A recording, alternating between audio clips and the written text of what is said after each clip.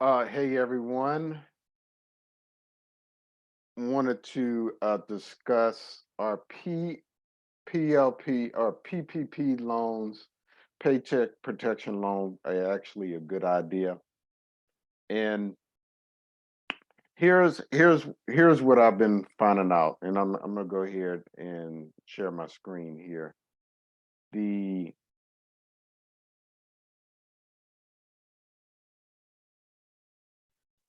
So this document I got from the SBA just recently, even though it says May 7th. The here's some good news. The SBA maximum loan amount has been temporarily increased from to $1 million. So typically the loan amount only is only 350,000, and that's through the SBA Express Loan Program. So now it's up to $1 million. And the great thing about the SBA Express, so typically you go to what's called a PLP lender, which is basically an preferred lender by the SBA, and typically they pretty much already have, you call it, check writing authority, the ability to approve SBA loans without going through additional process. And typically these express applications are quicker, they happen a lot faster. There's not as much red tape associated with getting these loans. So the and there's mainly two different type of SBA loans. There's 7A and a 504, and of course the federal government always has these different 7A numbers and all the stuff associated with it. The 7A has to do more about the the section within the act that it was done, which is the Small Business Act that was formed a long time ago. So the so that's the good news. Now, here's what's going to happen here, and we'll see how this goes. Now, when the CARES Act, which is the Coronavirus Aid, Relief, and Economic Security Act, which is what currently situation is that all 7A loans are all in one big pot.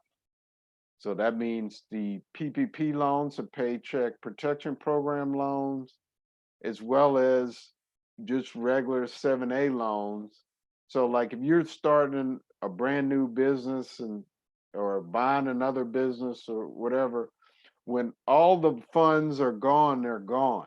That's the unintended circumstance happen. Now, as of this being taped and this is being broadcast right now, there's about $100 billion left in the pot available. If if you're looking to get in seven PPP loan or SBA loan, you better apply now versus waiting later, as there be a chance that all the funds will be gone. And that's going to be terrible. So let's just say the economy starts going and it's changing, and people want to buy businesses or start businesses, and they're for they may not have access to just regular SBA loans. That's just crazy. It's unintended circumstances that is happening. All right. Well, obviously the intention of the program is to put money into the economies. Hopefully Congress and everything will get together. Obviously in November we got a big election. So the goal is to, you know, put as much put as much money and save people right now, and then worry about everything later. I, I mean that's what's going to happen, and it's unfortunate, but that's kind of where we are right now. So let's talk about what the PLP can be used for. So this document came from SBA. So there you go.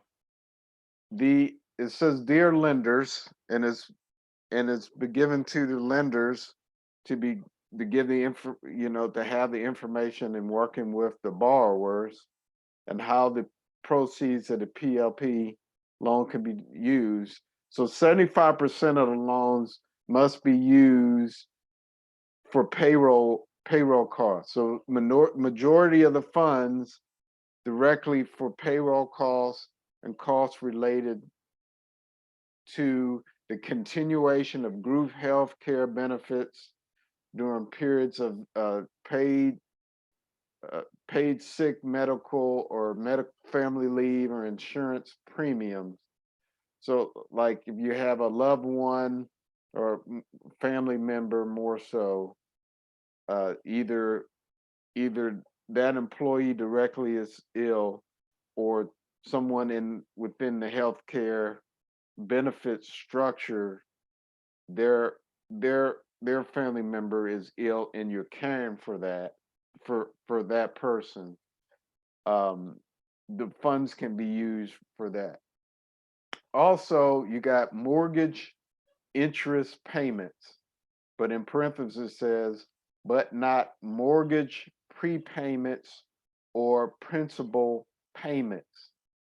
So not mortgage prepayments. So meaning that if you're going to pay in advance, so hey, I've gotten this money now, I want to make sure I pay my mortgage. So you put in all the money. So that's not going to be forgiven. Okay. And really, that's not what these funds were designed for. Okay. So the mortgage interest payments. So okay. So let me explain something to you.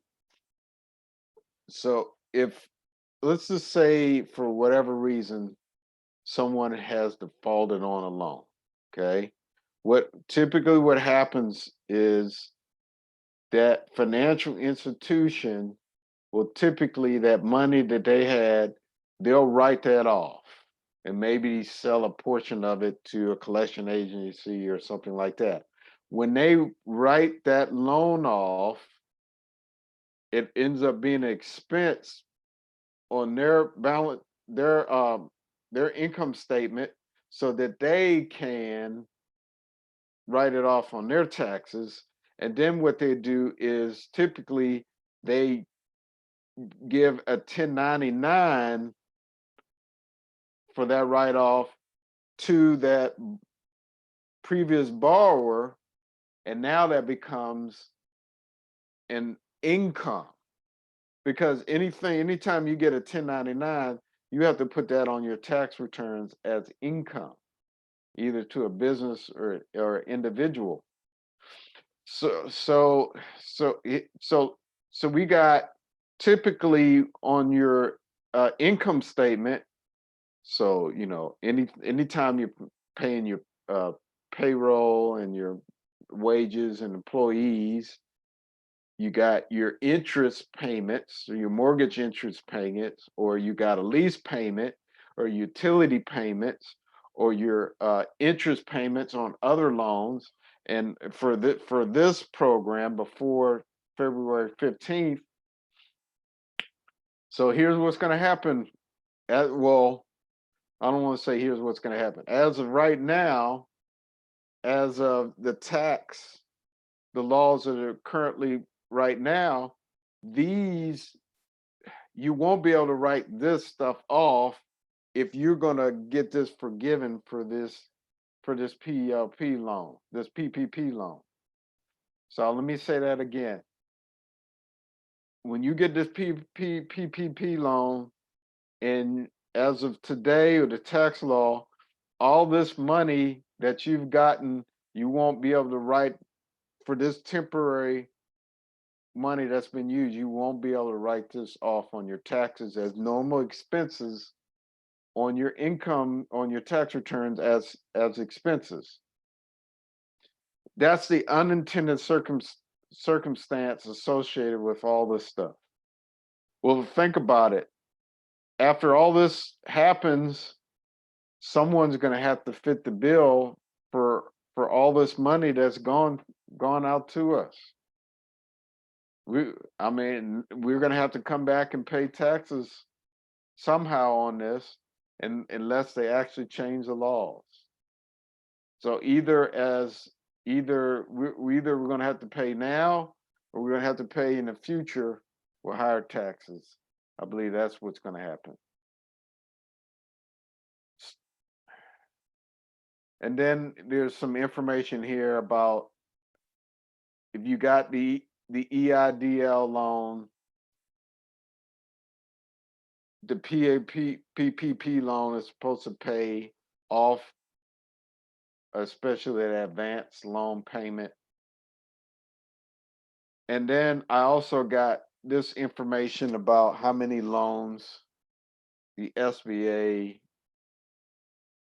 actually lent to borrowers. So you got hundreds, thousands, millions, billions.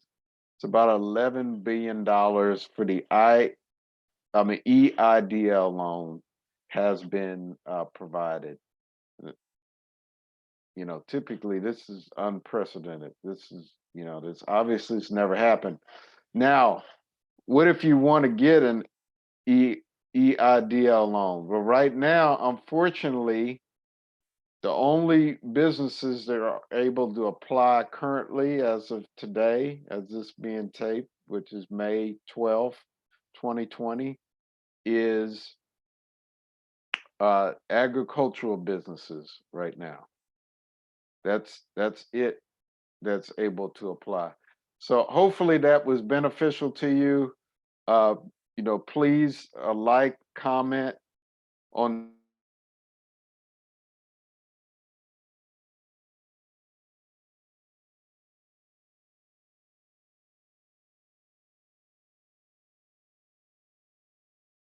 provide good information. So we come on live and provide information.